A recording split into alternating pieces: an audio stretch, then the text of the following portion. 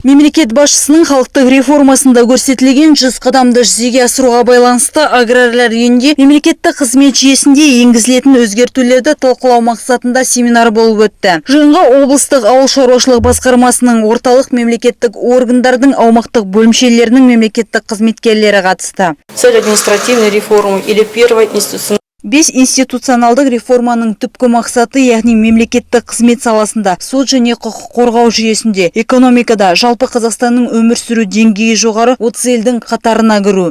2016 жылдың 1 қаңтарынан бастап Қазақстанда мемлекеттік қызметтің карьералық моделі енгізіледі. Яғни енді мемлекеттік қызметте жұмысқа тұрған азамат ең төменгі қызметтен бастайды. Сонымен қатар мемлекеттік қызметшіге жалақы жаңа жүйе бойынша төленеді. Ол дегеніміз жұмысшының жұмыс нәтижесіне байланысты қойылған балына сәйкес болады.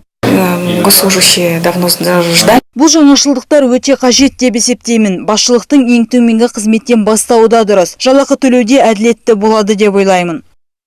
Семинар барысында мемлекеттік қызмет заңнамасына енгізілетін өзгертулер жайы түгелдей талқыланды. Жиналғандар қызықтырған сұрақтарына тұшымды жауап алды.